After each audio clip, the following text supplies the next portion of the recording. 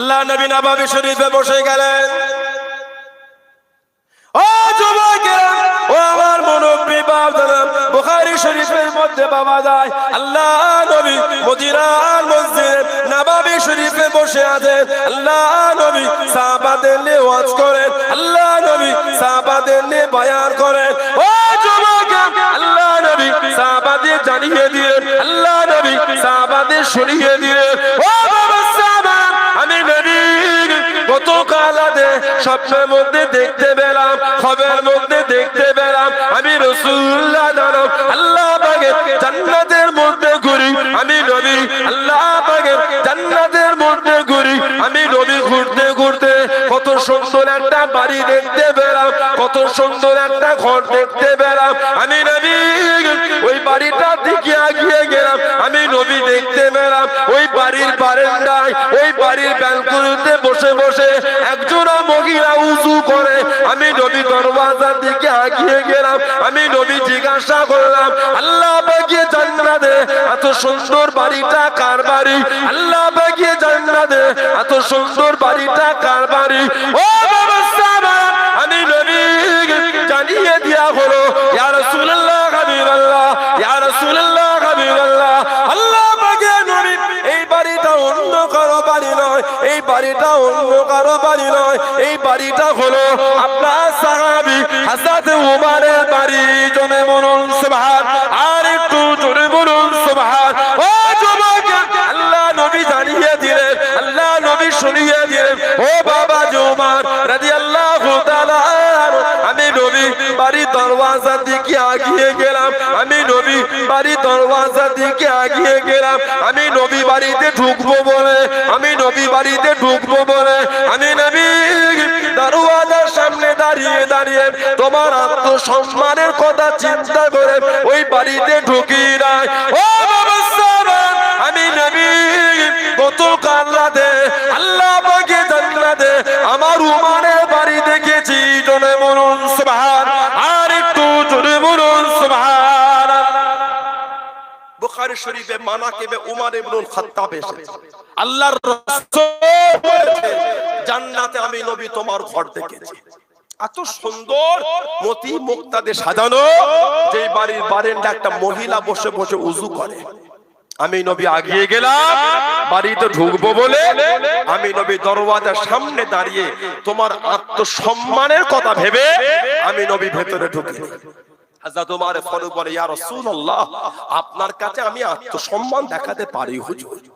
আল্লাহর নবী বলছে জান্নাতে গিয়ে আমি নবী আমার উমরের ঘর দেখেছি। জোরে বলো, ইসলাম জাহানের দ্বিতীয় খলিফা, গোটা পৃথিবীর অর্ধেক ইসলামের খেদমত উনি পৌঁছে দিয়েছিলেন। হযরতে ওমর কি জীবন কাটিয়েছে, ভূমিকম্প হলে জমিনে মারতেন, আমি ওমর কি তোমার উপর ইনসাফ করিনি? আমি ওমর তোমার উপর কি ইনসাফ করিনি? বলার সঙ্গে সঙ্গে জমিনের ভূমিকম্প বন্ধ হয়ে যেত। জোরে বলুন না সুবহানাল্লাহ। কে? হযরত ওমর। মদিনা শরীফের বাইরে লাভা বার হয়েছে, লাভা, জমিন ফেটে আগুন বার হয়েছে, লাভা মদিনা শরীফের দিকে আসে, হুজুরকে খবর দিল হুজুর লাভা বার হইতে মদিনা শরীফের দিকে আসে, নিজের জামাটা খুলে দিলেন। যে জামাটা পরতেন 16 থেকে 17 জায়গায় খালি তালি দিয়া থাকতো। সুবহানাল্লাহ বললেন, আর একটু জোরে বলা গেল না? জামাটা 16 থেকে 17 জায়গায় ছেঁড়া, ওই জামাটা গায়ে দিতেন কে? গোটা পৃথিবীর অর্ধেকটা যিনি খেলাফত চালাচ্ছেন। সুবহানাল্লাহ বলেন। প্রতি বছর বাইতুল মাল থেকে মাত্র 2 জোড়া জুতো নিতেন, মাত্র 2 জোড়া জুতো, আর বাইতুল মাল থেকে মাইনে হিসাবে কিচ্ছু নিতেন না, মাত্র 2 জোড়া পায়ের জুতো নিতেন প্রত্যেকটা বছর। যে জামাটা পরতে 16 থেকে 17 জায়গায় তালি, ওই জামাটা খুলে দিলেন, যাও এটা নিয়ে যাও, ওই আগুন লাভার সামনে ধরবে, যাও। হুজুরের জামা ধরা হলো, আল্লাহ পাকের হুকুম মদিনা শরীফের দিকে লাভা না এসে পিছন দিকে যাচ্ছে। জোরে বলবেন, আর একটু জোরে বলা গেল না? হুজুরের সাথে মদিনা শরীফের বাইরে থেকে একজন লোক এসেছে মুলাকাত করবে। মদিনা শরীফ এসে বলে, আপনাদের এই খলিফার রাজদরবার কোনটা? সাহাবারা জবাব দিচ্ছে, আমাদের খলিফার কোনো রাজদরবার নাই। জোরে বলবেন না সুবহানাল্লাহ। আমাদের খলিফার কোন দরবার না, তাহলে পাবো কোদা বাইতুল মালে পেতে পারে, না হলে যেখানে ঘোড়া আছে ওখানে যান, উট আছে ওখানে পাবে। দু জায়গায় খুঁজলো পেল না, দু জায়গায় পাই। জবাব দিচ্ছে তাহলে খাজুরের বাগানে গিয়ে দেখে খাজুর গাছের নিচে কাঁচা মাথা দিয়ে উনি শুয়ে আছে। তিনি গিয়ে দেখছে খাজুর গাছের নিচে একটা ইটের মাথা দিয়ে উনি শুয়ে আছেন। জোরে বলো, আর একটু জোরে বলা গেল না? গোটা পৃথিবীর যিনি অর্ধেকটা খেলাফত, উনি গাছের নিচে কাঁচা ইটে মাথা দিয়ে শুয়ে আছেন। এনারা হলেন আমাদের ইসলামের খলিফা। জোরে বলে, আর একটু জোরে বলা গেল না? সারা রাত মদিনা শরীফে ঘুরতে, শরীরে একটা চাদর ঢেকে সারা রাত মদিনা শরীফের অলি গলি ঘুরতেন, কে কি কেমন কষ্টে আছে। হুজুর 1 তারিখে রাত্রিরে ঘুরছেন, একটা বাড়ির পাশ থেকে যাচ্ছেন, দেখে বাড়ি থেকে ধোঁয়া উঠছে। আবার কিছুক্ষণ পরে আসে, আবার দেখে ধোঁয়া ওঠে। আবার কিছুক্ষণ পরে যান, আবার ধোঁয়া ওঠে। দরওয়াজার কাছে দাঁড়িয়ে ঠকলেন, কে? কেন না বাড়ি থেকে ধোঁয়া ওঠে, তোমার কি দরকার? না শুনি। হুজুর পরিচয় দেয়। ভেতর থেকে আর কান্নার আওয়াজ। মহিলা কেঁদে কেঁদে বলে, আমার স্বামী কোন এক জিহাদে শহীদ, আমার বাচ্চা বাচ্চা ছেলে গরিব অসহায় অনটন উমর ফারুকের খেলাফতে আছে। বাড়িতে খাবার বলে কিছু না, বাচ্চাগুলো যখন কাঁদে এই চুলাতে আগুন জ্বলিয়ে পানিতে পাথর দিয়ে দিই, আর বাচ্চাদের সান্ত্বনা দিয়ে এই খাবার হলে খাবে। বাচ্চাগুলো কেঁদে কেঁদে রাত হয়ে গেলে ঘুমিয়ে যায়। আজ কদিন ধরে এই চলছে, আজ কদিন ধরে এই চলছে। উমর ফারুকের খেলাফতে আছে, কিয়ামত উমর ফারুককে ছাড়বো না। হুজুর কিছু বললেন না, বাইতুল মালে চলে গেলেন। নিজে বাইতুল মাল থেকে মাল পেরে নিজে বই আনে। বাইতুল মালের যে দরওয়ান গার্ড ছিল ঘুম থেকে উঠে বললেন, আওয়াজ পেয়ে, হুজুর আপনি আমাকে দেন, আমি বয়ে দেই। হুজুর বললেন, আজকে তুমি এই বাইতুল মালের মাল বয়ে দেবে, কিয়ামতে আমি উমারের গুনাহটা বয়ে দেবে তো? বলে হুজুর না, তা হবে না। হুজুর নিজে পিঠে করে মাল এনে ওই বাড়িতে দিলেন, রান্না করে বাচ্চাদের খাওয়া। মহিলা রান্না করা দোয়া করে, উমর ফারুক যদি খলিফা না হয়ে আপনি হতেন কত ভালো হতো। যদি উমর ফারুক খলিফা না হয়ে আপনি যদি হতেন কত ভালো হতো। উমর ফারুককে কিয়ামতে আল্লাহর সামনে ছাড়বে না। উমর ফারুক বলছেন, উমরকে মাফ করে দেন, উমরকে মাফ করে দেন। উনি বললেন, না, উমরকে মাফ করো, কিয়ামতে আল্লাহর সামনে বিচার। ওহ, হযরত উমর ফারুক রাদিয়াল্লাহু আনহু মহিলার সামনে কিতাব এসেছে, জমিনে লুটোপাটি শুরু করে দিলেন। কাঁদেন আর বলেন, আপনি আমাকে দুনিয়ায় শাস্তি যা দিবার দিয়ে দেন, কিয়ামতে আমার জন্য রাখবেন না। কেন? আমি হলাম উমর, খলিফাতুল মুসলিমিন, ইসলাম জাহানের দ্বিতীয় খলিফা। এই হলো আমাদের ইসলাম জাহানের খলিফা। জোরে বলবেন না? আর একটু জোরে বলা গেল না? জীবন যেভাবে কাটিয়েছে, আল্লাহু আকবার কবীরা, তাদের জীবন যেভাবে অতিবাহিত করেছে, যিনি আল্লাহ রাসূলের পাশে গিয়ে শুয়ে আছে। সুবহানাল্লাহ বলবেন না? আল্লাহ নবীর পাশে শুয়েছে। একদিকে আবু বকর, আর এক পাশে হযরত ওমর। নবী পাক দুজনকে নিয়ে শুয়ে আছে। জোরে বলবেন না? আল্লাহ নবী নববী শরীফে দাঁড়িয়ে গেলেন। ও যুবকেরা, ও আমার মুরব্বি বাবারা, আল্লাহ নবী সাহাবাদের ডাক দিয়ে দিলেন, আল্লাহ নবী ডেকে দিলেন, ও বাবা আবু বকর রাদিয়াল্লাহু তাআলা, আমি নবী আমার সামনে আসেন, আমি নবী আমার কাছে আসেন। লাব্বাইক ইয়া রাসূলুল্লাহ, লাব্বাইক ইয়া রাসূলুল্লাহ। আল্লাহ নবী সামনে চলে গেলেন, আল্লাহ নবী কাছে দিকে দাঁড়িয়ে গেলেন। আল্লাহ নবী ওনার হাত কানে, আল্লাহ নবী ডান হাতের নিচে চিপে নিয়ে আল্লাহ নবী ডাক দিয়ে দিলেন, আল্লাহ নবী ডেকে দিলেন, ও বাবা যুবক রাদিয়াল্লাহু তাআলা, আমি নবী আমার সামনে আসেন, আমি নবী আমার কাছে আসেন।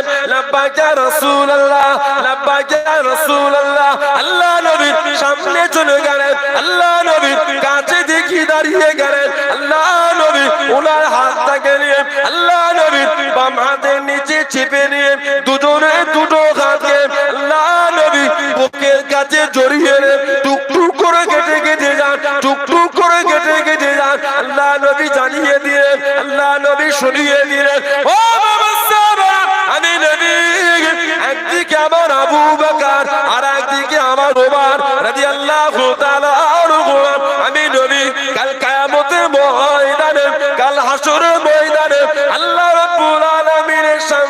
এইভাবে উঠবো বাবা, এইভাবে দাঁড়াবো বাবা। একদিকে আমার আবু বকর আর একদিকে আমার ওমর রাদিয়াল্লাহু তাআলা আনহুমা। আমি নবী কাল কিয়ামতের ময়দানে দুজনকে দুদিক থেকে নিয়ে আল্লাহ পাকের সামনে এইভাবে উঠে দাঁড়াবো। জোরে বলুন সুবহান, আর একটু জোরে বলুন সুবহান। একদিকে আবু বকর আর একদিকে ওমর, এই দুজনকে দুদিক থেকে নিয়ে উঠে দাঁড়াবো। তার মানে নবী পাকের এই হাদিস শরীফের ইশারা, এই দুজনকে জড়িয়েই আমি ঘুমাবো। জোরে বলে, আরেকটু জোরে বলা গেল না? সেই সাহাবাদের দিকে দেখেন, সেই সাহাবাদের জীবনী বলেন কিভাবে আল্লাহ আল্লাহ রাসূলকে তারা খুশি করেছে। দাবি করলে হয় না, মানে গলা উঁচু করে দাবি করলে হয় না, মানে মনটা ভালো হবে। সমাজ দিনের দিন অন্যায় জাহেলিয়াতে নোংরামিতে সমাজ ভরে গেছে। বলুন না নাউজুবিল্লাহ। সমাজে এত লটারি বেড়েছে আমাদের, এখন চায়ের দোকানগুলোতে বিক্রি হচ্ছে। কথা ঠিক বলছে না ভুল বলছে? গিয়ে দেখবে কিছুগুলো চায়ের দোকানের সামনে টেবিলে কাঁচ লাগানো, দেখে মনে হয় সন্ধ্যের পরে চপ পেঁয়াজি বিক্রি হবে। গিয়ে দেখবে চপ পেঁয়াজি নয়, সব কাতারদের লটারি সাজিয়েছে। বলুন আস্তাগফিরুল্লাহ। জোরে বলে নাউজুবিল্লাহ। কোনটা ভালো করে? কে যে কদিনের হায়াতে বসে আছে কেউ বলতে পারবো না। দিন তো অনেক দূরের কথা, কত সেকেন্ডের হায়াত ওটাও বলা যাবে না। তুর্কির ভিডিও গুলো দেখেছেন আপনারা? 2 সেকেন্ড আগে এখানে ভিডিও দেখবেন, 2 সেকেন্ড আগে ওই সিসিটিভি ফুটেজের কিছু কিছু ভিডিও নেটে ঘুরছে। তুর্কির কদিন আগে ভূমিকম্প হলো, 2 সেকেন্ড আগে তারা জানতো না 5 সেকেন্ড পরে চিত্রটা এমন হবে। 20 তলা 30 তলা বাড়িগুলো 10 সেকেন্ড সময় লাগে না, ধুলো হয়ে গেছে। কথা ঠিক বলছে না ভুল বলছি? 20 তলা 30 তলা বিল্ডিং 10 সেকেন্ড সময় লাগে না, ধুলো হয়ে গেছে। কে করলো বলেন তো? কে করলে? ইন্নাল্লাহা আলা কুল্লি শাইইন কাদির। আমার ভাইয়েরা, বাপদাদেরা, ছেলেরা, যুবকেরা, শরীয়তের মধ্যে ফিরে মরণ কিন্তু আমার আপনার হবেই হবে। আল্লাহ পাক আমাদের কবুল করেন। আল্লাহ দয়াময় আমাদের সকলকে নোংরা থেকে দূরে রাখেন। ঈমান, আমল, খাতিমা বিল খায়র নসিব করেন। সকলে বলেন আমিন। জোরে বলেন আল্লাহুম্মা আমিন। একটু দরুদ শরীফ আল্লাহুম্মা।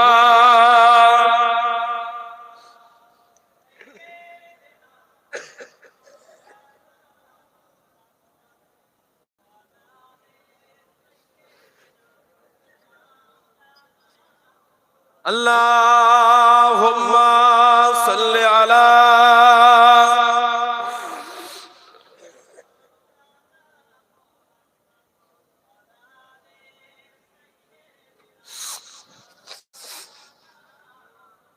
কালিমে লা ইলাহা লা ইলাহা লা ইলাহা ইল্লাল্লাহ মুহাম্মাদুর রাসূলুল্লাহ। আল্লাহুম্মা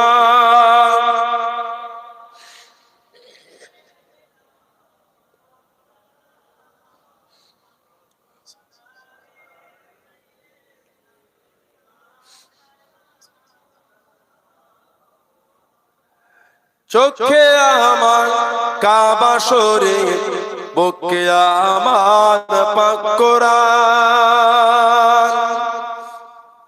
চোখে আমার কাবা শরীফ, বুকে আমার পাক কোরআন। কোথায় গেলে পাবো নবীকে, কোথায় গেলে পাবো নবীকে, বলে দাও গো মেহেরবান। চোখে আমার কাবা শরীফ, বুকে আমার পাক কোরআন। ঘুমিয়ে আমি স্বপ্ন দেখে কে জানো কি বলতেছেন। ঘুমিয়ে আমি স্বপ্ন দেখে কে জানো কি বলতেছেন। একটি উজ্জ্বল পিণ্ডর ছবি আমার চোখে ভাসতেছে।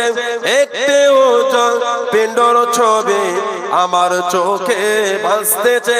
কিসে ও যে বলো একেবারে, কিসে ও যে বলো একেবারে, বলে দাও গো মেহেরবান। চোখে আমার কাবা শরীফ, বুকে আমার পাক কোরআন। ফেরেশতারা এসে বলেন আজকে মোদের খুশির দিন। ফেরেশতারা এসে বলেন আজকে মোদের খুশির দিন। ধারার বুকে তাশরীফ আনবেন রাহমাতাল লিল আলামিন। ধারার বুকে তাশরীফ আনবেন রাহমাতাল লিল আলামিন। কিসে ওয়াদে বলো একবার, কিসে ওয়াদে বলো একবার, বলে দাও গো মেহেরবান। চোখে আমার কাবা শরীফ, বুকে আমার পাক কোরআন। আল্লাহুম্মা সাল্লি আলা।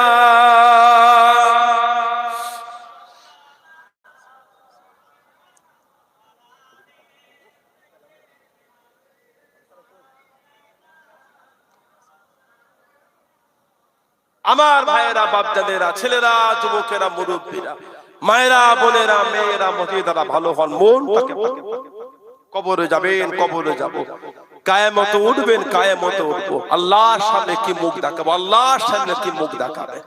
মনটা ভালো করে নামাজি হয়ে যায়। আমার ভাইয়েরা, যুবকেরা নামাজি হয়ে যায়। আমাদের বাড়ির ছেলেগুলো নামাজ পড়তে চায়, মসজিদে পাশে বসে বসে গল্প করে। ইমাম সাহেবের তেলাওয়াতটা কানে ভেসে এলো, মসজিদে টানে না। ভয় লাগে না? ভয় হলো না? আল্লাহর সামনে দাঁড়াতে হবে, ভয় হয় না। কবর, মরণ, খাটিয়ায় নিজে কবরে শুনে। সারা জীবন তো মসজিদে মাইকে শুনেছি অমুকের ছেলে অমুক মারা গেল। একবার কি মনে হয় না একদিন আমাদের নামে মসজিদে মাইকে হাঁকবে, অমুকের ছেলে অমুক মারা গেল, জোহরের পরে বা আসরের পরে জানাজার নামাজ। ঠিক বলছি না ভুল বলছি? ভয়ও হলো না, মন ঠিক করে। মদের আড্ডা, তাসের আড্ডা, জুয়ার আড্ডা, সাট্টার আড্ডা, লটারির আড্ডা, সুদের আড্ডা, গানের আড্ডা, এগুলোকে বন্ধ করে। গত 2 বছর আগে সমাজে জানাজার পড়ার লোক ছিল না। এমনও জানাজা গিয়ে যে 4 জন, 5 জন, 7 জন, 10 জন। কি বলছেন আপনি আমাকে? খাটিয়া বাবার লোক পাওয়া যাচ্ছে না। বাপের লাশ ছেলে নিজে খাটিয়া ধরে, বাপের লাশ ছেলে নিজে খাটিয়া ধরে। জানেন আপনি 2 বছর আগে, 2.5 বছর আগে করোনার সময় আত্মীয়গুন ফোন করে দিচ্ছে এখন জানা যায় যাব না, দাও ফোন করে দাও পরে যাবো। ভয়ে আসে, বাড়ির পাঁচিলের গায়ে পাড়িটা ফোন করে দিচ্ছে জানা যায় আসিস নি। আমার পাঁচিলের সাথে ওর বাড়ি। 5-7 দিন 10 দিন ধরে ওদের বাড়ি থেকে কাশির আওয়াজটা পেয়েছি। খবর নিয়ে দেখলাম 2-4 দিন নাকি জ্বরও ছিল। ভয়ে জানা যায়। কথা ভুল বললাম না ঠিক বললাম? 5 দিন 7 দিন 10 দিন জ্বর, নার্সিং হোমে ভরে দিল। 1 সপ্তাহ 10 দিন পরে ইন্তেকাল হলো। যেই বেডে শুয়ে মরেছিল ওই বেডে চাদরটা দিয়ে লাশ জড়িয়ে, পলিথিন দিয়ে জড়িয়ে, চেন সিস্টেমের কিট এঁটে লাশটা যে কোথায় গায়েব হয়ে গেল কেউ জানে না। না আছে গোসল, না আছে কাফন, না আছে জানাজা, না আছে দাফন। কথা ভুল বললাম ঠিক বললাম? কোনদিন ভেবে দেখেছি ওই লাশটা যদি আমাদের হতো, ওই লাশ ওটা যদি আমাদের লাশ হতো, না আছে গোসল, না আছে কাফন, না আছে জানাজা, না আছে দাফন, তারপরও মনগুলো নরম হবে না? তারপরও মনটা ভয় হলো না? রাত 10টা নেই, 11টা নেই, 12টা নেই, তাসের আড্ডা, জুয়ার আড্ডা, সাট্টার আড্ডা, লটারির আড্ডা, সুদের আড্ডা, গানের আড্ডা, মদের আড্ডা, ঘরে চলে গেলে তওবা নাই, কলেমা নাই, তাসবিহ নাই, জিকির নাই, ফাতিহা নাই, আয়াতুল কুরসি নাই, কেঁদে কেঁদে আল্লাহর কাছে মাপ চাওয়া নাই, নামাজও নাই, ওই অবস্থায় ঘুমিয়ে গেলে একটু বুকে হাত রেখে বলেন তো ওই রাতে যদি মরণ হয়ে যায়, হতে পারে না? হতে পারে না? জীবনের শেষ কাজটা হয়েছে তাস, জীবনের শেষ কাজটা হয়েছে জুয়া, জীবনের শেষ কাজটা হয়েছে লটারি, জীবনের শেষ কাজটা হয়েছে সুদ, জীবনের শেষ কাজটা হয়েছে মদ, জীবনের শেষ কাজটা হয়েছে গান, জীবনের শেষ কাজটা হয়েছে হারাম। মনে হয় আপনাদের কবরটা জান্নাতের টুকরা? মনে হয় আপনার ভালো হন, মনটা ভালো করে। আল্লাহ পাক আমাদের সুবুদ্ধি দান। আল্লাহ দয়াময় দয়া করে আমাদের প্রত্যেককে দান আল্লাহ 5 ওয়াক্ত নামাজটাকে আল্লাহ কায়েম করিয়ে নেন। সকলে বলেন আমিন। জোরে বলেন আল্লাহুম্মা আমিন। জোরে বলেন আল্লাহুম্মা আমিন।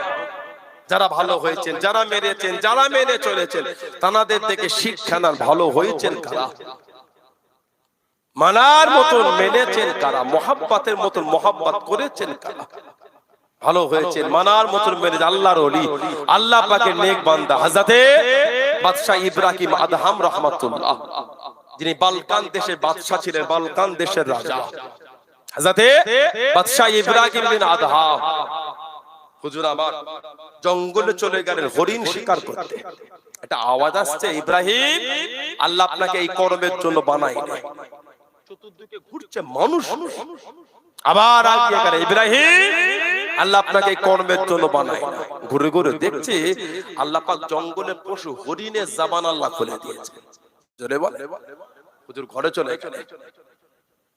সময় অতিক্রম হচ্ছে, মাথার মধ্যে ওটাই ঘুরছে, হরিণ আমাকে বলেছে।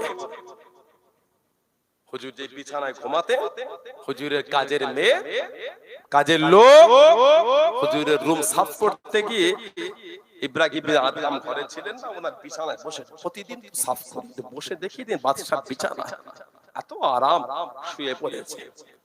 ইতিমধ্যে বাদশা ইব্রাহিম বিন আদহাম রুমে ঢুকে দেখছে কাজের লোকটা নিজের বিছানায় ঘুমাচ্ছে। মাথা ঠিক থাকবে বলে মনে হয়, দেশের বাদশা, দেশের রাজা, ঘুম থেকে তুলে চাবুকের বাড়ি চালাচ্ছে। তোর এত সাহস, তুই আমার বিছানায় শুয়েছিস? যত মারছে কাজের লোক তত হাসে। এই তোকে এত মারি লাগে না? হ্যাঁ লাগছে, হাসছিস। আমি চিন্তা করছি আপনার বিছানাটা এত আরাম কেন? না সামান্য একটুখানি শোয়ার জন্য যদি আমাকে এত মার খেতে হয়, আমি ভাবছি সারা জীবন আপনি এতেই শুয়েছেন। আপনার জন্য আল্লাহর দরবারে কত জমা আছে। ওহ ঝড় করে কেঁদে ফেলে। দেশের বাদশা, বালকান দেশের রাজা, দেশের রাজকীয় পোশাকটা খুলে দিয়ে ছেঁড়া ফাটা জামা পরে আল্লাহর পাগল হয়ে গেল। জোরে বলে, আর একটু জোরে বলা গেল না? রাস্তায় বার হয়ে গেল। যিনি আল্লাহর কাবা তাওয়াফ করতে গেছেন, কিতাবে এসেছে আল্লাহ আপনার কাবা শরীফ তাওয়াফ করতে এমন একটা পদ্ধতিতে যাব আজ পর্যন্ত কেউ যায়নি। বাড়ি থেকে আল্লাহর কাবা শরীফ পর্যন্ত যেতে 14 বছর সময় লেগেছিল। জোরে বলবে, আর একটু জোরে বলা গেল না? বাড়ি থেকে 12 কদম রাখলে 2 রাকাত নফল নামাজ, আবার কদম রাখলে আবার 2 রাকাত নফল নামাজ। হুজুরের বাড়ি থেকে আল্লাহর কাবা শরীফ পর্যন্ত যেতে 14 বছর সময় লেগেছে। ইব্রাহিম বিন আদহাম রাহমাতুল্লাহ বালকান দেশের রাজা ছিলেন। শেষ জীবনটা মক্কা শরীফে কাটিয়ে দিলেন। হুজুরের নামাজ পড়ে মক্কা শরীফে জঙ্গলে গিয়ে গাছের কাঠগুলোকে কুড়িয়ে মক্কা শরীফে বাজারে দাঁড়িয়ে হাঁটতেন, কেউ আছো আমার হালাল মালটা হালাল টাকায় কিনবে। সুবহানাল্লাহ, আমার হালাল মাল হালাল টাকায় কিনবে। আর আমাদের সমাজ কোন জিনিসের ডেট ফেল হলে ওখানে একটু পানি দিয়ে কি কিছু দিয়ে ডেটটাকে উপরে তুলে দেয়। ঠিক বলছে না ভুল বলছে? যেখানে ডেট থাকে এক্সপায়ার ডেট, ওখানটায় তুলে দিয়ে ও ডেটের রফা দফা করে দেয়, দিয়ে ওই মাল বিক্রি করে। আল্লাহ শরিয়াতে কি ওটা হারাম, আল্লাহ শরিয়াতে ওটা হারাম। করোনার সময় ওই 5 টাকার কি বলে স্যানিটাইজার, একটু লেবু পানিতে গরম পানিতে কি সব করে দিল, 5 টাকার এইটুখানি কোটো মানে 150 টাকা দাম। এমনি সময় কেউ 6 টাকা তো কিনবে না, ফ্রি দিলে নাই। তার কি স্যানিটাইজার কেমন গন্ধ এটা। আর করোনার সময় খালি ঘন ঘন পকেট থেকে বার করছে। কি খবর না ওর হাতে হাত দিল, কি ব্যাপার? টাকায় হাত দিলাম, টাকায় জীবাণু আছে। ট্রেনে উঠে কি ব্যাপার না ওই ট্রেনের ওই রডটায় হাত দিলাম, সবাই হাত দিচ্ছে, ওদের করোনা লেগে আছে ওদের। নাউজুবিল্লাহ বলে, জোরে বলে লা হাওলা ওয়ালা কুওয়াতা ইল্লা বিল্লাহ। কি মন আমার, ঘরে স্যানিটাইজার সাজিয়ে রেখেছে, কত কোয়ালিটি স্যানিটাইজার ঘন ঘন দিচ্ছে। একটা টাকায় মারা আছে, একটা জুতোই দেওয়া আছে, একটা জামাই মারা, আবার একটা হাতে দেওয়া। ঠিক বলছো না ভুল বলছো? নাউযুবিল্লাহ মিন যালিক। আল্লাহ পাক এই ফিতনা থেকে আমাদের দূরে রাখেন, বলুন আমিন। বাদশা ইব্রাহিম বিন আদহাম দাঁড়িয়ে বলতে, কেউ আছো আমার হালাল টাকায় কিনে ওই কাঠগুলোকে বিক্রি করে প্রতিদিন যা টাকা হতো ওই টাকালে মক্কা শরীফের বাজার থেকে খাবার কিনে হুজুরের অনেক খাদেম ছিল, সব প্রতিদিনের টাকা প্রতিদিন খরচা করে দিতেন। জোরে বলুন না সুবহানাল্লাহ। বালকান দেশের রাজা ইব্রাহিম বিন আদহাম রাহমাতুল্লাহ ছিঁড়া ফাটা জামা পরে লোহার ছুঁচ নিয়ে মাঝে মাঝে বসে নিজের জামা নিজেই সেলাই করতেন। সুবহানাল্লাহ বলে। সমুদ্র বসে বসে ছিঁড়া ফাটা জামা সেলাই করছেন। সেই দেশে বাদশার কাছে খবর, বালকান দেশের রাজা আপনার দেশের সমুদ্র ধারে বসে জামা সেলাই করছে। উনি ঘোড়ার পিঠে করে এসেছে। এই ইব্রাহিম বিন আদহাম বালকান দেশের বাদশা, কি ব্যাপার? হুজুর তাকিয়ে হাসছে, আর আমাকে ওই নামে ডেকো না, আগে ছিলাম এখন আর নেই, আর আমাকে বাদশা বলো না, ও জীবন আমি পাল্টে ফেলেছি। সুবহানাল্লাহ বলবেন না? উনি জিজ্ঞাসা করে ফকিরের মধ্যে কি মজা ধরে বেশি? উনি লোহার ছুঁচটা সমুদ্রের পানিতে ফেলে দিলেন, দিয়ে বলছে একটু খুঁজে দাও তো, এই ছুঁচটা একটু খুঁজে দাও তো। আর সমুদ্রে ছুঁচ ফেললে পাওয়া যায়। আল্লাহ পাকের ওলি, ও যুবকেরা, ও আমার মুরব্বি বাপ দাদা মায়েরা বোনেরা মহিলা, আল্লাহ পাকে কারা খুশি করেছেন, আল্লাহ পাকে কারা রাজি করেছেন? আল্লাহর ওলি হযরত বাদশা ইব্রাহিম বিন আদহাম রাহমাতুল্লাহ আলাইহি। ও যুবকেরা, সমুদ্র পানি দিকে তাকিয়ে হুজুর আমার জানিয়ে দিলেন, হুজুর আমার বলে দিলেন, এই সমুদ্র মাঝে আমি ইব্রাহিম আমার চুচকানা সমুদ্রের মধ্যে পড়ে গিয়েছে, তোমরা কি আমাকে কেউ সাহায্য করবে? তোমরা কি আমাকে কেউ খুঁজে দেবে? তোমরা কি আমাকে কেউ সাহায্য করবে?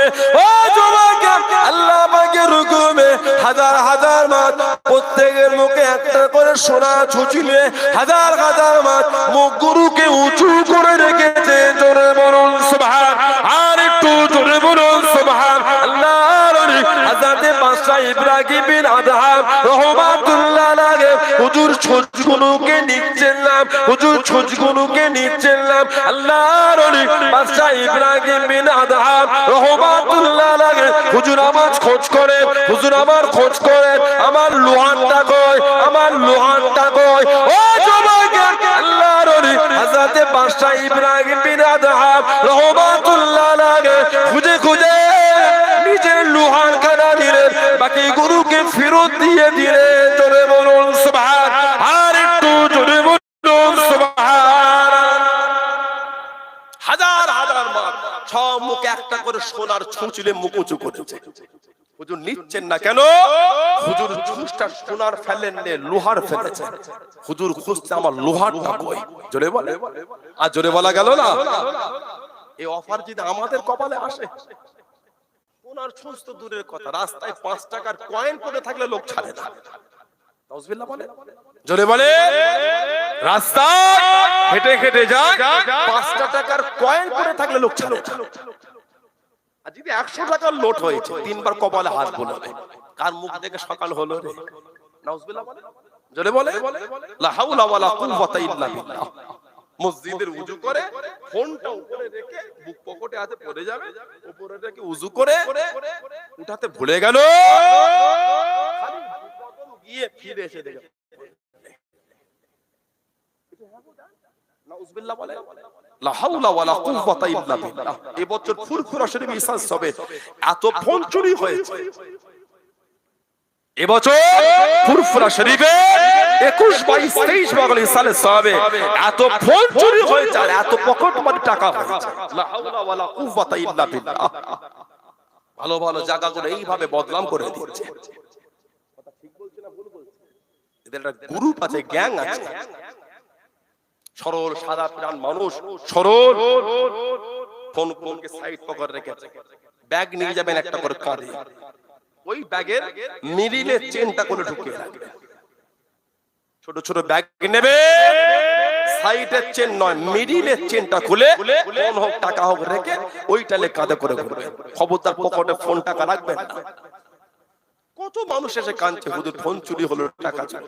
আমাকে একজন পাঠিয়েছে, দাদা হুজুরের মাজারের পাশে ওখানে একটা গরিব মানুষ বাদাম বিক্রি করে খায়, বাদামের দোকান দিয়েছে, আমাকে পাঠিয়েছে।